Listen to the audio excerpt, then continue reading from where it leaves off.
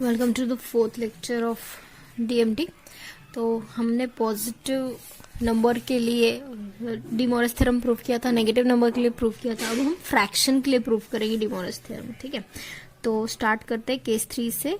Late N equal to, हम क्या लेंगे यहाँ पे, एन का वैल्यू फ्रैक्शन लेंगे। ठीक है, फ्रैक्शन लेंगे यानी वो किस फॉर्म में होगा, पी बाई क्यू के फॉर्म में होगा, जिसमें क्यू जो है वो क्या है, पॉजिटिव इंटीजर है,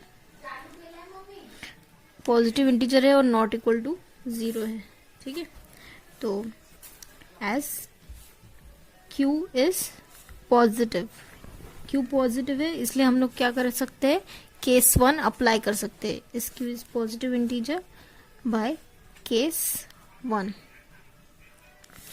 अब केस 1 ने अपने, सपोज आपने एक cos theta by Q consider किया plus i times sine theta by Q consider किया। ठीक है, अब इसके पावर में अगर आप Q लेते हो तो केस 1 के हिसाब से ये वैल्यू हमें क्या मिलेगी, इसमें हमें क्या मिलेगी, Q जो है वो एंगल से मल्टीप्लाई करेगा। दैट मीन्स ये क्या मिलेगा हमको, cos Q theta by Q plus i times sign Q theta by Q। ठीक है, तो ये वैल्यू हमको क्या मिलती है, cos of theta plus i times sine of theta. ठीक है, ये हमने कहाँ से लिखा, बाय डीएमटी फर्स्ट केस से।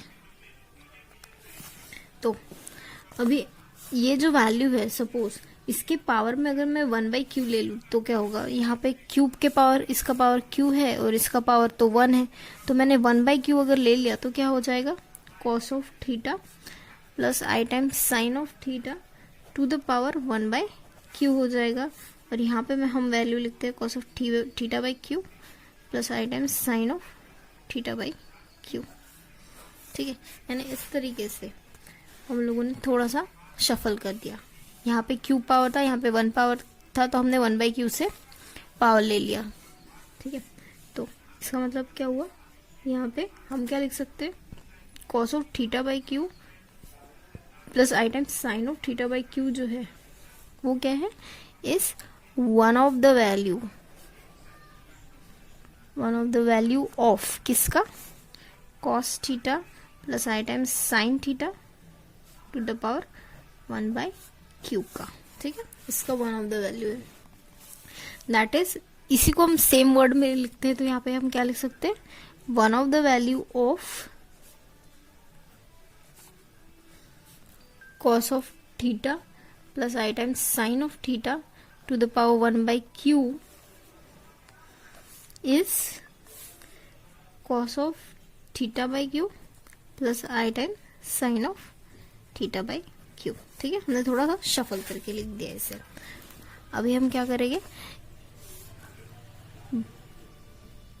रेजिंग पावर, देखिए यहाँ पे 1/q का पावर है तो हम क्या करेंगे, pth पावर लेंगे। ठीक है, raising pth power on both side. अगर हमने pth पावर लिया तो क्या होगा, cos of theta plus i times sine of theta to the power, यहाँ पे क्या आएगा, p बाई क्यू आ जाएगा, equal to cos of theta by q plus i times sine of theta by q to the power, यहाँ पे p आ जाएगा। ठीक है, पर ये जो वैल्यू p होती है, सपोज अगर p नेगेटिव है तो बाय केस 2, इसका मतलब क्या होगा, बाय केस 2 की वजह से क्या होगा, p बाई क्यू हम मल्टीप्लाई कर सकेंगे plus i times sine of p by Q हम लिख सकेंगे। यानी अगर p नेगेटिव होता है तो हम केस 2 लगा लेंगे, अगर p पॉजिटिव है तो हम केस 1 लगा लेंगे। तो सपोज p नेगेटिव ही है अगर कंसिडर कर रहे हैं तो हम केस 2 लगा सकते हैं। तो यानी यहाँ पे क्या होगा, cos p by q theta plus i time sine p by q theta हो गया। ठीक है, यानी आप कोई भी वैल्यू ले लो, चाहे आप पावर में पॉजिटिव नंबर ले लो, नेगेटिव नंबर ले लो या फिर इन फ्रैक्शनल ले लो, आपका ये जो डी मॉरिस थ्योरम जो है वो डी मॉरिस थ्योरम जो है वो हर एक केस में होल्ड होता ही है ना। तो यहाँ पे हम लिख सकते हैं one of the value of, यानी इससे हमें प्रूव होता है कि one of the value of cos of theta plus i times sine of theta cos of theta plus i times sine of theta to the power p by q is cos of p by q theta plus i times sine of p by q theta. ठीक है, तो हम यहाँ पे क्या लिख सकते हैं, hence one of the value of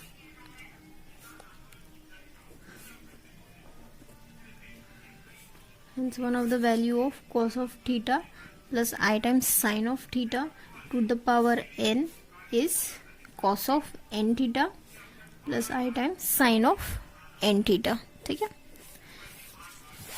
अगर n पॉजिटिव इंटीजर होता है, नेगेटिव इंटीजर होता है या फिर फ्रैक्शन भी होता है तो भी ये वैल्यू जो है वो होल्ड होंगी। इम्प्लाई क्या करेगा, द DMT जो है वो क्या है, is proved when n is rational यानी हम पॉजिटिव ले रहे हैं, नेगेटिव ले रहे हैं या फिर फ्रैक्शनल ले रहे हैं, सबके लिए। ठीक है, तो हम मूव करते हैं एग्जाम्पल 3 पे। यहाँ पे हमें क्या सॉल्व करना है, ये जो वैल्यू दी हुई है उसे सॉल्व करना है, उसकी वैल्यू -1 निकाल के देनी है हमें। ठीक है, prove that this value has the value -1। ठीक है, और इफ n हैज समथिंग, अगर हम n की वैल्यू फिर अगर चेंज करते हैं तो उसका रिजल्ट 2 आएगा, और n का वैल्यू फिर से अगर 3 के करते हैं तो उसका वैल्यू जो है वो चेंज होगा, ये हमें बताना है। ठीक है, तो स्टार्ट करते हैं। ये प्रॉब्लम स्टार्ट करने से पहले एक छोटी सी चीज़ हम आपको बताना चाहते हैं। जैसे सपोज ये हमारे पास एक एक्सेस है जिससे हमें ये पता चल जाएगा कि साइन की कौन सी वैल्यू पॉजिटिव होती है और कॉस की कौन सी वैल्यू पॉजिटिव होती है। जैसे अगर हम लोग फर्स्ट क्वाड्रेंट में देखेंगे ना, तो फर्स्ट क्वाड्रेंट में साइन और कॉस दोनों पॉजिटिव होता है। सेकंड क्वाड्रेंट में क्या होता है, साइन नेगेटिव होता है, कॉस पॉजिटिव होता है। थर्ड क्वाड्रेंट में साइन नेगेटिव, कॉस नेगेटिव, और फोर्थ क्वाड्रेंट में कॉस नेगेटिव होता है और साइन पॉजिटिव होती है। ठीक है, ये वैल्यू आप, ये कंसेप्ट आपको याद रखना है। ठीक है, अब यहाँ पे जब आप ये प्रॉब्लम देख रहे हो तो आपको क्या पता चल रहा है, इस प्रॉब्लम में आपको 3 चीजें निकालनी है। एक -12 की value in terms of sine and cos क्या होती है, एंड √3/2 की value in terms of sine of cos क्या होती है। ठीक है, यहाँ पे -12 दिख रहा है आपको, यानी आपको -12 का वैल्यू निकालना है, पर यहाँ पे +√3/2 है और -√3/2 है। दैट मीन्स कि आपको यहाँ पे +√3/2 का वैल्यू निकालना है और साथ ही साथ -√3/2 का वैल्यू निकालना है। ठीक है, तो आप सबको पता है कि जब आप cos 60 निकालते हो, तो वो वैल्यू क्या होती है, cos √3/2 इज हाफ। ठीक है, साथ ही जब साइन आप 60 निकालते हो, साइन 60 क्या होता है, √3/2 होता है। साइन 60 जो है वो √3/2 होता है। पर अगर आपने सपोज साइन पाई माइनस π/3 निकाला, ठीक है, पाई माइनस π/3 यानी ये क्या होगा, साइन 2π/3। अब 2π/3 का वैल्यू क्या होगा, 2π/3, पहले तो 2π/3 यानी क्या होगा, पाई माइनस π/3, यानी ये हमारा पाई हुआ माइनस π/3, यानी सेकंड क्वाड्रेंट में आता है। सेकंड क्वाड्रेंट में साइन की वैल्यू नेगेटिव है, दैट मीन्स कि ये जो भी वैल्यू आएगी वो क्या आएगी, नेगेटिव आएगी। ठीक है, यानी साइन 2π/3 क्या होगा, -√3/2। यहाँ से आपको पता चल गया। तो आपको पता होता है कि sine minus theta is equal to sine theta होता है ना। तो ये इसका यूज करके आप क्या लिख सकते हो कि साइन ऑफ -2π/3 जो है उसका वैल्यू क्या होगा, √3/2 होगा। ठीक है, ये 2 चीजें आपको यूज करनी है यहाँ पे, क्योंकि एंगल जो है वो वेरी नहीं करना चाहिए, इसलिए हम लोगों ने सिर्फ 2π/3 से लेके आंसर्स निकाले हैं। यानी साइन ऑफ 2π/3 का वैल्यू -√3/2 और साइन ऑफ -2π/3 का वैल्यू √3/2। ये आपने साइन का निकाल लिया। अब आपको सिमिलरली कॉस के लिए भी निकालना है। ठीक है, तो देखिए जब आप कॉस लेते हो -π प्लस π/3, कॉस -π प्लस π/3 वैल्यू लेते हो तो ये वैल्यू क्या होती है, ये -π हो गया और प्लस π/3, यानी यहाँ पे ये थर्ड क्वाड्रेंट में आ रहा है। ठीक है, अब थर्ड क्वाड्रेंट में हमको कॉस की वैल्यू क्या मिलनी चाहिए, नेगेटिव मिलनी चाहिए, है ना। थर्ड क्वाड्रेंट में कॉस की वैल्यू नेगेटिव है, दैट मीन्स ये वैल्यू क्या होगी, -2π/3 थर्ड क्वाड्रेंट में वैल्यू क्या है, -½ है, ठीक है। पर आपको पता होता है कि cos of -θ is equal to क्या होता है, cos θ होता है। यानी इसका यूज करके आप ये वैल्यू क्या लिख सकते हो, cos ऑफ 2π/3 भी अगर हम लेते हैं तो भी वो वैल्यू क्या आएंगी, ½ आएंगी, ठीक है। यानी आपने यहाँ पे 4 चीजें निकाल ली है। पहली चीज क्या है, cos of -2π/3 value is equal to -½ cos of 2π/3 is value ½ and cos of 2π/3 is equal to -√3/2 and cos of -2π/3 is value √3/2, ठीक है। ये 4 वैल्यूज आप लोगों ने निकाल ली। इन चारों का यूज करके हम ये प्रॉब्लम सॉल्व करने वाले हैं।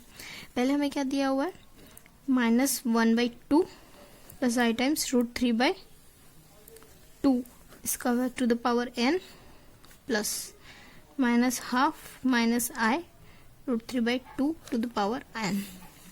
इनका वैल्यू जो सब्स्टिट्यूट करना है। -½ का वैल्यू आप क्या लिखोगे, cos of -2π/3 plus i times √3/2 का वैल्यू आप क्या लिखोगे, साइन ऑफ -2π/3। अब इनके पावर में n लग रहा है, प्लस -½ का वैल्यू फिर से -½ का वैल्यू आप यहाँ पे देखिए, -½ का वैल्यू जो है वो क्या आएगा, -½ का वैल्यू यहाँ पे आप क्या लिख सकते हो, cos of 2π/3 plus i times sine of -√3/2 का वैल्यू आप क्या लिखोगे, 2π/3, ठीक है। ये -2π/3 का वैल्यू क्या लिखा आपने, 2π/3 लिखा। इसके पावर में आप क्या लिखोगे, n लिखोगे, ठीक है। तो यानी ये वैल्यू आपको क्या मिलेगी, cos of -θ is equal to cos θ, यानी ये हो गया cos 2π/3 plus i times sine of 2π/3। ये माइनस है तो आप यहाँ पे माइनस कर डालो, ठीक है। ये माइनस है इसलिए माइनस बाहर जाएगा। ये n जो है वो मल्टीप्लाई होगा, n यहाँ पे भी लगेगा, n यहाँ पे भी लगेगा, बाय यूलर्स थ्योरम, ठीक है। n जो है वो एंगल से मल्टीप्लाई होगा। यहाँ पे ये क्या होगा, cos of 2πn/3 plus i times sine of 2πn/3, ठीक है। तो cos θ minus i times sine θ is equal to क्या होता है, e to the power -i θ होता है, ठीक है। क्योंकि θ यहाँ पे क्या है, यहाँ पे 2π/n है ना। और यहाँ पे देखिए ये वैल्यू है नेगेटिव, ये पॉजिटिव नेगेटिव पॉजिटिव पॉजिटिव। तो आपको यहाँ पे क्या दिख रहा है कि ये जो साइन वाला है ये कैंसिल हो रहा है ना। ये फॉर्मूला नहीं लगाना है, ये जो है ये कैंसिल हो रहा है। आपके पास क्या बच रहा है यहाँ पे, 2 टाइम्स cos ऑफ 2n/3। यानी इस तरीके से आपने जब ये इक्वेशन को इवैल्यूएट किया तब ये वैल्यू आपको क्या मिल रही है, आपका 2 times cos of 2nπ/3 value निकल रही है। अब आपको क्या दिया हुआ है क्वेश्चन में, और क्या पूछा है कि अगर जब आप n का वैल्यू चेंज करते हो तो वैल्यू आपको 2 मिलती है, और n का वैल्यू जब चेंज करते हो तब आपको वैल्यू 2 मिलती है। n का वैल्यू 3 के +-1 लिखते हो तो वैल्यू -1 मिलती है, ठीक है। तो हमें n का वैल्यू भी चेंज करना है और ये करस्पॉन्डिंग वैल्यूज निकालनी है। तो आपको क्या मिला है result, for n is equal to 3 के +-1। तो आपको n का वैल्यू 3 के +-1 लिखना है। आपको फाइनल रिजल्ट क्या मिला था, cos of 2nπ/3, 2 as it is, cos of 2π/3 as it is. n का वैल्यू अब यहाँ पे आपको क्या लिखना है, 3 के +-1, ठीक है। अब 3 के +-1 आपने लिखा, 2 एज इट इज लिखा, cos ऑफ, ये ब्रैकेट के अंदर में एंगल है तो मल्टीप्लाई होगा, ये क्या मिलेगा आपको, 2π के ±2π/3, ठीक है। तो 2π के ±2π/3 ये वैल्यू क्या होती है आपकी, 2 टाइम्स cos ऑफ 2π/3 होंगी, ठीक है। क्यों, क्योंकि आपके पास cos फॉर्मूला है कि cos of 2π plus theta is equal to क्या होता है, कॉस ऑफ थीटा होता है। इसलिए आप लोगों ने अपने ये जो 2 पाई के साथ में जो भी के जो है वो इंटीजर ही था, तो 2 समथिंग इंटीजर जो था उसका वैल्यू आपने क्या लिख दिया, कॉस ऑफ थीटा लिख दिया। थीटा यहाँ पे 2π/3 था, ठीक है। और आपको पता है कि इसके पहले आपने निकाला है कॉस 2π/3 का वैल्यू कितना होता है, -½ है ना। Cos of 2π/3 is equal to -½ तो यानी ये वैल्यू कितनी आई आपकी, -1 आई, ठीक है। सिमिलरली आपने जब n का वैल्यू क्या पुट किया है, 3k पुट किया है। n का वैल्यू जब आपने 3k पुट किया है तो वैल्यू आपकी क्या आनी चाहिए, 2 आनी चाहिए बोलते, तो पुट करके देखते हैं n का value. 2 as it is, cos of 2 as it is, n का वैल्यू क्या लिखा है आपने, 3k लिखा है, पाई लिखा है /3, ठीक है। तो यानी ये क्या होगा, 2 cos ऑफ 2k पाई, ठीक है। तो यानी ये क्या होगा, cos of n pi 2 pi, cos of 2 pi k जो है वो क्या होता है, -1 to the power 2 into k होता है, ठीक है। तो अब k का वैल्यू 1 रखो, k का वैल्यू 1 रखो, 2 रखो, जो रखो, ये वैल्यू आपको क्या मिलने वाली है, पॉजिटिव ही मिलने वाली है, ठीक है। k का वैल्यू 1 रखोगे तो 2 हो जाएगा, -1 टू द पावर 2 1 होता है।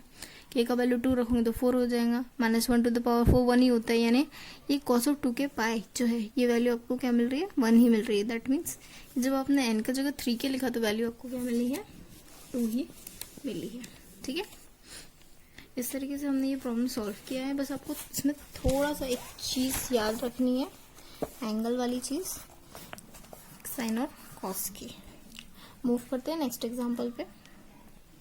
नेक्स्ट प्रॉब्लम है 1 + i to the power 6 1 - i √3 to the power यहाँ पे 4 है, और 1 - i to the power 8 1 + i √3 to the power 5 is equal to i/4। ये हमको प्रूफ करके दिखाना है, ठीक है। तो सबसे पहले देखिए, जब 1 + i होता है तो 1 + i को आप क्या कर सकते हो, सपोज आपने √2 मल्टीप्लाई भी किया और √2 डिवाइड भी किया, ठीक है। √2 इसलिए मल्टीप्लाई और डिवाइड किया क्योंकि इससे हम इजीली वैल्यू निकाल सकते हैं, क्योंकि आपको पता है कि cos ऑफ π/4 जो है वो क्या होता है, 1/√2 होता है।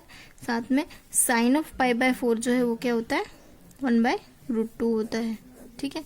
क्यों, cos ऑफ π/4 यानी cos of 45 degree is 1/√2। Similarly sin of π/4 is equal to 1/√2, ठीक है। तो यानी इससे आपको क्या फायदा मिल गया कि आपने ये वैल्यू जो है वो उसमें लिख दी, e⁻i π/4 में लिख दी, ठीक है। सेम जब आप अगर 1 + i √3 लेते हो तो इसे आप कैसे लिख सकते हो, 2 मल्टीप्लाई भी कर सकते हो और 2 डिवाइड भी कर सकते हो, ठीक है। तो अब आपको पता है cos of 60 is equal to half होता है, यानी यहाँ पे क्या होगा, cos ऑफ π/3 होगा plus i times sin of π/3, sin 60 is equal to √3/2 होता है ना। तो आपने यहाँ पे लिख दिया है sin π/3, ठीक है, ये i, ठीक है। तो यानी ये क्या हो गया, cos π/3 plus i times sin π/3, यानी ये क्या हो गया, e⁻i π/3 लिख दिया, ठीक है। तो यानी इस तरीके से आपने दोनों फ्रैक्शंस का वैल्यू लिख लिया। तो आपने 1 + i का वैल्यू निकालना था और 1 + i √3 का वैल्यू निकाला था। जब आपने 1 + i का वैल्यू निकाला था वो वैल्यू आपको क्या मिली थी, √2 e⁻i π/4 मिली थी, ठीक है। तो इसके पावर में आपको 6 लेना है, और 1 + i √3 जो है उसका वैल्यू आपको क्या मिला था, 2 e⁻i π/3 लिया था। इसके पावर में आपको 5 लेना है, ठीक है। अब यहाँ पे 1 + i 1 - i, दैट मीन्स यहाँ पे जो एंगल है ना उसमें आपको नेगेटिव लेना है। ऑब्वियस सी चीज़ है ये कि यहाँ पे प्लस है यहाँ पे माइनस है, दैट मीन्स कि भले इसका एंगल e⁻i π/4, दैट मीन्स कि जो डिनोमिनेटर है उसका पावर क्या है, e⁻i π/4, इसलिए यहाँ पे नेगेटिव साइन लगा है। अब यहाँ पे प्लस साइन है, दैट मीन्स कि जो न्यूमरेटर में वैल्यू है उसकी क्या होगा, एंगल में नेगेटिव साइन लगेंगी, -i π/3 टू द पावर 4, ठीक है। तो दैट मीन्स √2 का √2 टू द पावर 6, यानी ये क्या हो जाएगा, देखिए 2 के पावर में तो हाफ है, ये 6 है, 6/2 हो जाएगा। ये क्या होगा, e टू द पावर 6 लगेगा, है ना, I पाई बाय 4 और इंटू 6, ठीक है। 6 मल्टीप्लाई होगा, 6 यहाँ पे भी मल्टीप्लाई होगा, 6 यहाँ पे भी मल्टीप्लाई होगा। अब 4 जो है वो मल्टीप्लाई होगा, 2 के पावर में 4 मल्टीप्लाई होगा, e to the power minus i 4 pi by 3, ठीक है। अब यहाँ पे ये रूट टू यानी ये 2 to the power 8 by 2 e to the power minus i 8 pi by 4, 2 to the power 5, ये ई टू द पावर क्या होगा, आई पाई 5 बाय 3, ठीक है। यानी 2 के पावर में यहाँ पे क्या आएगा, 3 आएगा, और ये 2 के पावर में 4 आएगा। यहाँ पे क्या होगा, ई टू द पावर आई, ये कैंसिल आप करोगे तो ये क्या होगा, 3 पाई बाय 2 होगा, और ये होगा e to the power minus i 2 pi by 3 upon, ये वैल्यू होगा 2 टू द पावर 4, ये वैल्यू होगा 2 टू द पावर 5, ये वैल्यू होगा e to the power i 2 pi, ये वैल्यू होगा e to the power i 5 pi by 3, ठीक है। तो आप क्या देखोगे, ये कैंसिल हो रहा है, ठीक है। अब ये टर्म जो है वो ऊपर जाती है, एंड दैट मीन्स 3 माइनस 5 हो जाएगा, और ये टर्म जो है इसे आप साथ में लिख सकते हो भी, यानी ई टू द पावर, यहाँ पे आई आप कॉमन कर लो, e to the power a, e to the power b क्या होता है, e to the power a plus b, इसका यूज आप करोगे तो यानी यहाँ पे आई कॉमन आउट कर दो, तो यानी 3 पाई बाय 2 माइनस 2 पाई बाय 3 करोगे, ठीक है। अब ये नेगेटिव वाली है, ये ऊपर आएगा तो क्या होगा, प्लस 2 पाई, और ये पॉजिटिव ऊपर आएगा तो क्या होगा, माइनस 5 पाई बाय 3 होगा, ठीक है। यानी ये क्या होगा, 2 का minus two the power minus 2, ठीक है, और ये ई टू द पावर में। अब यहाँ पे देखिए ये नेगेटिव नेगेटिव डिनोमिनेटर सेम है तो आप ऐड कर सकते हो, दैट मीन्स ये क्या होगा, 5 7 माइनस 7 पाई बाय 3 हो गया। और ये दोनों वैल्यूज, इन दोनों वैल्यूज में आप क्या लिख सकते हो, 4, तो यानी 7 पाई बाय 2 हो जाएगा, ठीक है, I as it is minus 2। अभी आपको डिनोमिनेटर सेम करना पड़ेगा, तो यानी यहाँ पे होगा ई 7 आई, पाई भी आप कॉमन आउट कर दो, 1/2 माइनस 1/3, तो यानी 3 यहाँ पे 2 यहाँ पे, ये क्या होगा 1/6। यहाँ पे देखिए ये हमने 4 नहीं लिखा था, e to the power minus i pi by 4/3, ये माइनस आई 4 पाई बाय 3 था, ठीक है, ये 4 था, दैट मीन्स कि ये क्या होगा 4 पाई बाय 3। अब ये 4 पाई बाय 3 और माइनस 5/3 ये कितना होगा, माइनस 9 पाई बाय 3, ठीक है, तो ये माइनस 9 पाई बाय 3, और आई और पाई हमने बाहर निकाला, 7/2 माइनस 9/3 बचा, ठीक है। टू द पावर माइनस 2 लिखा हमने, ई टू द पावर आई पाई लिखा हमने, ठीक है। तो आप यहाँ से क्या देखोगे, 7/2 माइनस यहाँ पे 3 रहेगा, to the power minus 2 e to the power i pi. देखिए 6 हम डिनोमिनेटर सेम करके इसको, इस फ्रैक्शन को इवेलुएट करेंगे तो ये कितना होगा, हाफ होगा, ठीक है। तो दैट मीन्स कि ये वैल्यू जो है आई है आपकी, वो वैल्यू क्या है, 1/2 का स्क्वायर 4 होगा, e to the power i pi by 2। अब e to the power i pi by 2 यानी क्या होता है, cos pi by 2 plus i times sine pi by 2। Cos pi by 2 और साइन पाई बाय 2 क्या होता है,